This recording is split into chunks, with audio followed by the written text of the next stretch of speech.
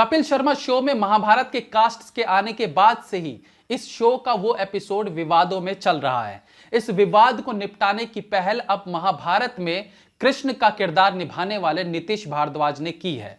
नीतीश भारद्वाज ने क्या कहा, इसे बताने से पहले एक नजर डालते हैं पूरे वाकये पे।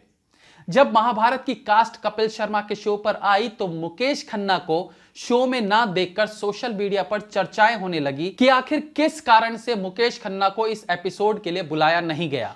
एक दो दिन के बाद ही मुकेश खन्ना ने चुप्पी तोड़ते हुए बताया कि ये एक वाहियात शो है जहां लड़के लड़कियों के कपड़े पहनकर डबल मीनिंग बातें करते हैं, इसलिए वो इस शो में नहीं गए।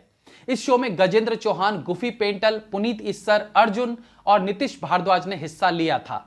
मुकेश खन्ना ने इस शो को लेकर नवजोत सिंह सिद्धू और फिर अर्चना पूरन सिंह पर भी निशाना साधते हुए कहा कि जज की कुर्सी पर बैठकर बिना हंसी के भी जबरदस्ती ये लोग हंसते रहते हैं, इसलिए मैं इस शो में नहीं गया। मुकेश खन्ना की इन बातों के जवाब में गजेंद्र चौहान ने मुकेश खन्ना पर तंज कसते हुए कहा कि अर्जुन ने भी महाभारत में स्त्री के वस्त्र पहने थे, तो उस हिसाब से उन्हें वो शो भी छोड़ देना चाहिए था। जब उन्हें शो में बुलाया नहीं गया तो उनके लिए अंगूर तो खट्टे होंगे ही।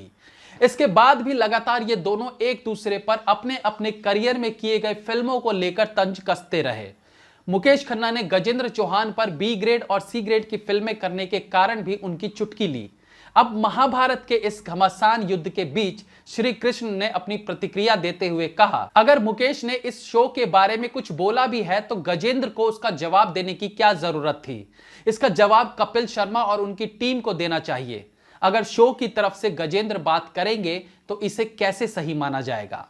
मुकेश खन्ना को गजेंद्र चौहान ने एक फ्लॉप अभिनेता बताया क्योंकि महाभारत से पहले वो फिल्मों में फ्लॉप साबित हुए थे।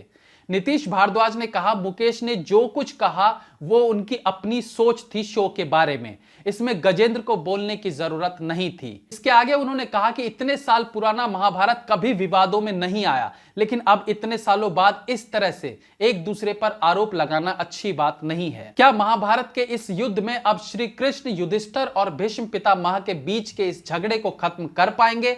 ये तो आने वाला समय ही बताएगा। इसी तरह की तमाम जानकारियों के लिए हमारे साथ जुड़े रहिए। नमस्कार।